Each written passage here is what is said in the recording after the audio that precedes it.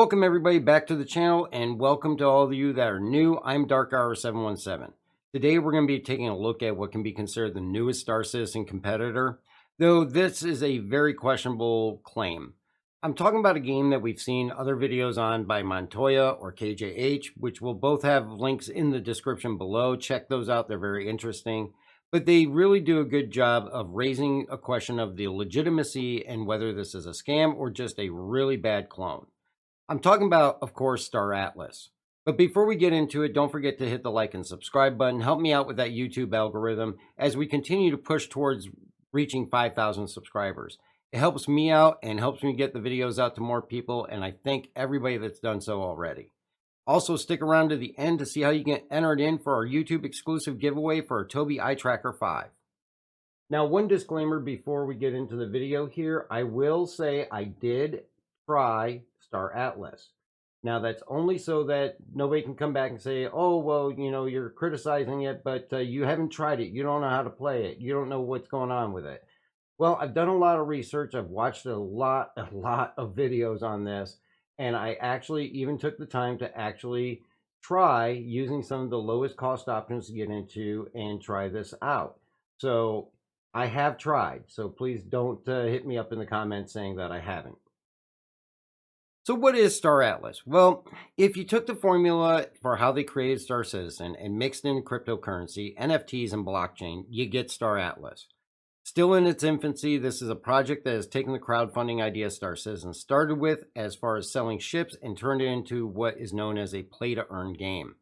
The problem, though, is there is no game yet.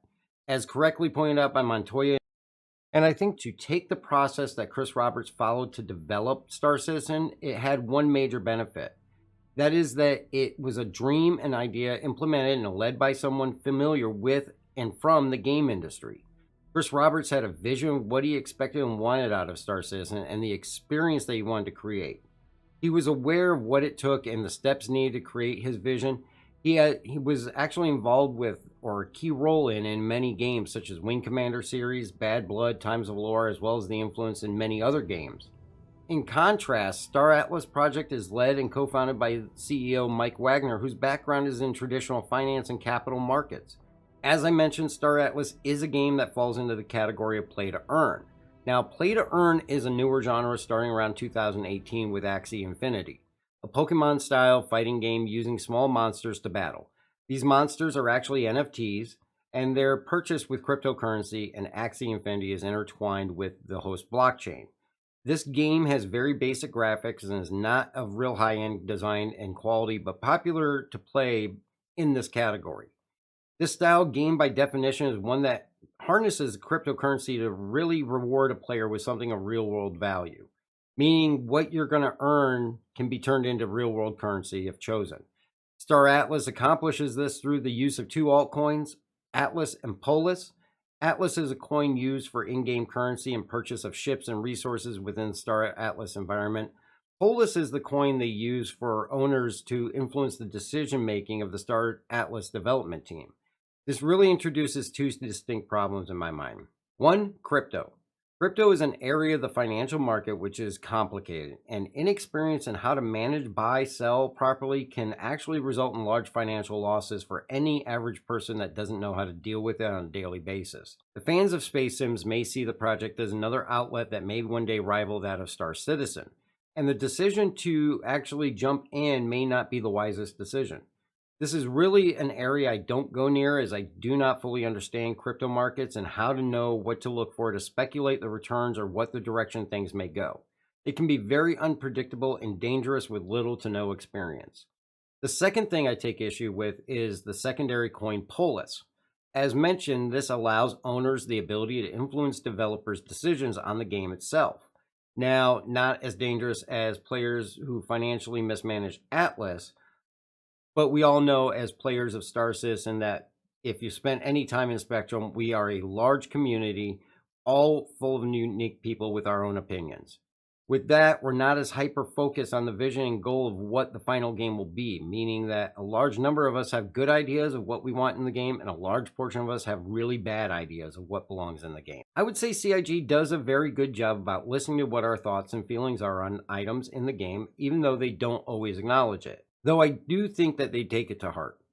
But in the end, the developers at CIG are the ones that focus on the vision and keep the project going in the right direction with limited tangents. And when they do go on tangents, it's usually for the betterment of the experience, and many times it works, and at sometimes it doesn't work, and they adjust accordingly. But introducing a way for players to influence the game is the epitome of too many chefs in the kitchen. And it can really turn ugly when some way off idea gets voted in and throws a wrench in the course of things. You may just end up with a feature or asset that just does not belong or breaks the game overall. These two items aside, there are other red flags that really make this questionable. First, when you look at the project itself, it is following the Star Citizen formula. Sell ships, in this case they're actually NFTs, raise money before you actually have any gameplay, functionality, or any type of interface outside a marketplace on a website. Promise a massive multiplayer, open world experience, and wait for the investors and backers to come in. And in this case of Star Atlas, they have come in. They've actually received at least $10 million in seed money and have a number of players already jumping on board in hopes that they'll deliver what they promise. And I know it worked for CIG, so why not? Well, it did work for CIG, though it was not the easiest accomplishment. As of now, in the 10th year of development, Star Citizen is still in alpha. And we all know the history of announced anticipated release dates that we've all missed. But they have produced a very playable and amazing experience as things have progressed. Much the same as Star Atlas has had promises of a minigame they call Score or Ship Commission on Remote Expedition, they also, much like Star Citizen, promise a hangar or what they call a showroom in which people can go and see their ships that they own. And eventually they'll get to an alpha which will be playable. As of mid-December, they did produce their Score minigame, though I'm very hesitant to call it a minigame at all, as there's no actual gameplay or any type of interaction outside of clicking a couple of buttons. There's no challenge, there's no thought to it. Score allows you, though, to take your ship that you own and choose to send them out on fictitious missions. These missions are actually what is referred to in the crypto community as staking. Now, staking is a way to earn rewards for holding certain crypto and earning a percentage rate that is rewarded over time. This introduces one hazard. The risk is that while staking your crypto, it's locked and cannot be sold or transferred, and if prices shift, it could be a loss. In the case of Star Atlas, they have placed this as a playable action by going to the website, log in, and go to your ships, and place the ones you wish to use into what they call the faction fleet. From there, you'll actually need to make sure the food, fuel, and ammo is stocked, and this is done by hitting a button to tell it to restock it. Restocking actually costs you additional Atlas coin to fill the supplies, so you're actually paying real-world currency to accomplish this, and your ship goes out. Now, while it is out, you are earning a percentage as time goes by, and of course, the bigger the ship you stake, the more return, but also the more resupply costs you're going to have. Now, using sites like Star Atlas Club, it's going to allow you to take a look at what your ship's daily return is. It's going to also show you the restocking fee and finally what your net earnings will be while staking.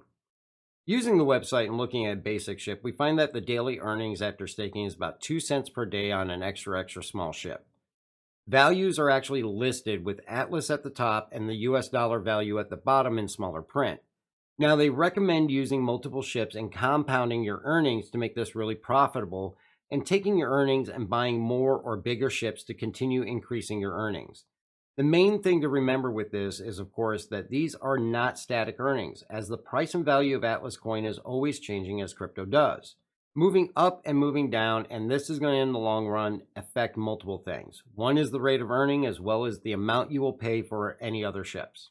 And that introduces another red flag in Star Atlas.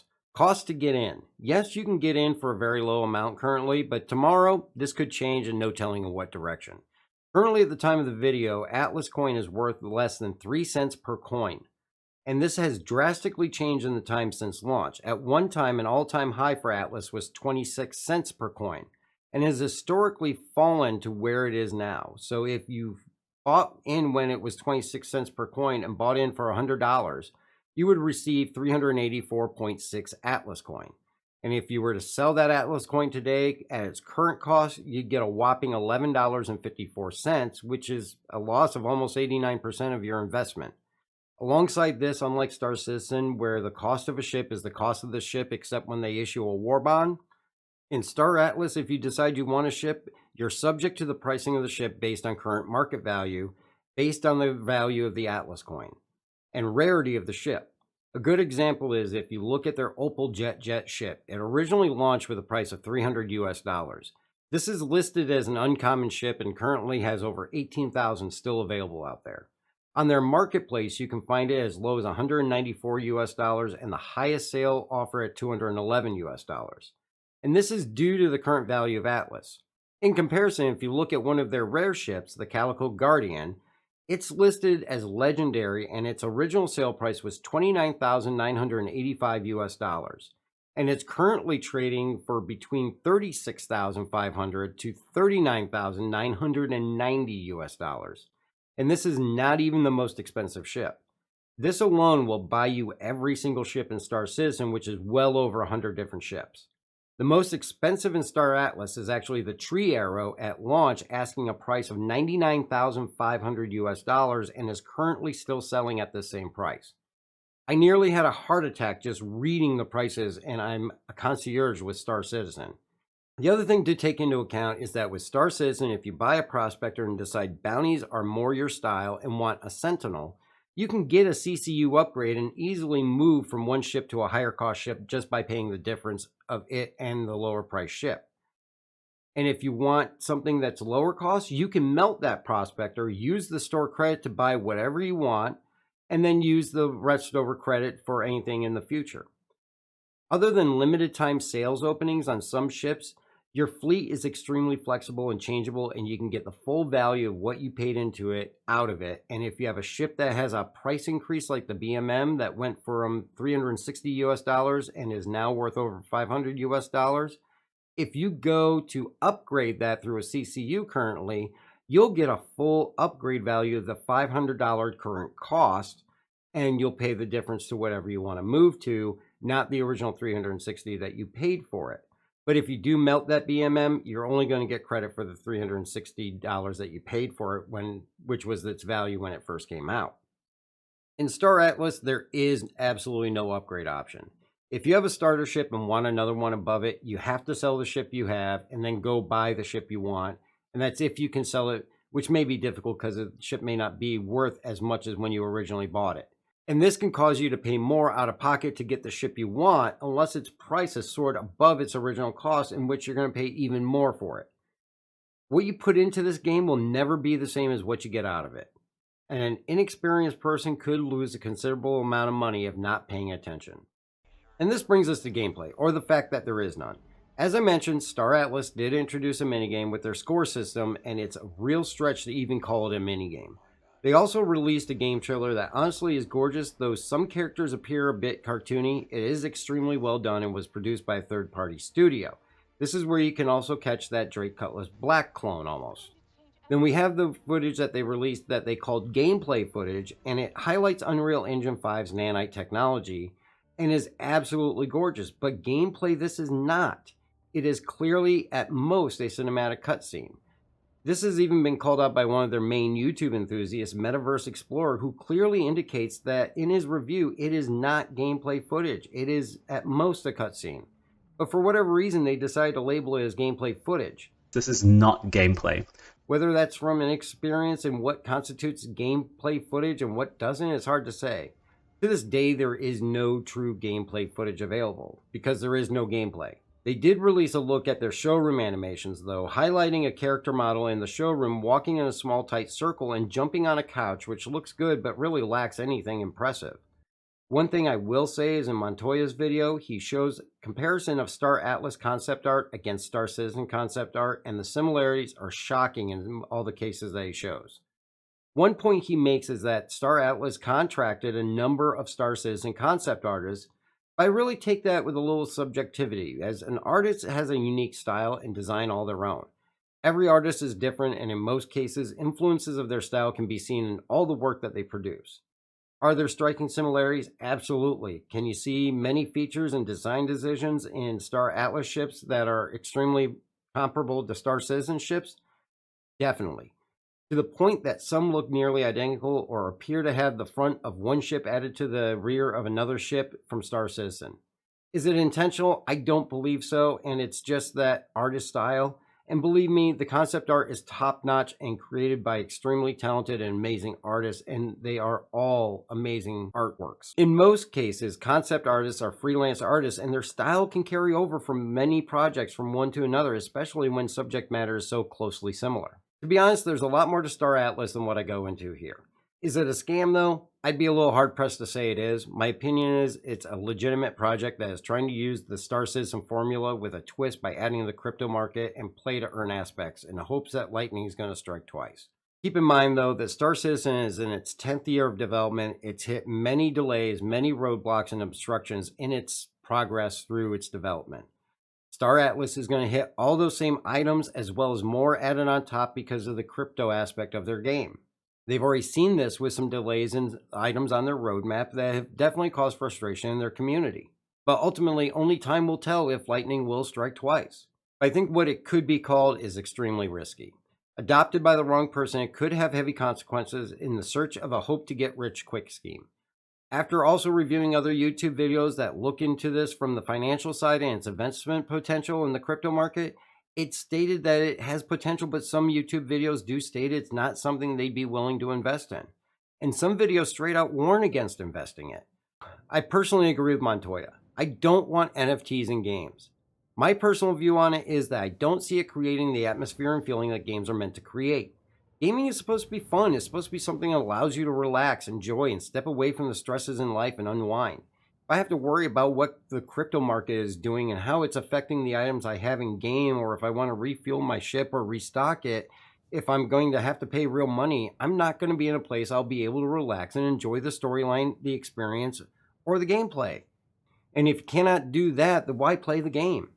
I think this type of gameplay is really more for the crypto enthusiasts and someone more focused on the blockchain and earning potential and not so concerned with the quality of the gameplay, storyline, or the experience itself. So what do you think? Is this fairly new play to earn style of game for you? Do you feel there's really a need or a purpose for NFTs in our favorite games? Let me know, leave me a comment. I'd like to hear what you guys think. I love hearing all your opinions. And don't forget, there is a YouTube exclusive giveaway this month for the Tobii Eye Tracker 5 that will be awarded on April 1st. All you have to do to enter is subscribe and comment on any video on YouTube by the end of March. Also, feel free to head over to Twitch where you can catch our stream every Wednesday, Friday, and Sunday evening at 7 p.m. Eastern Time.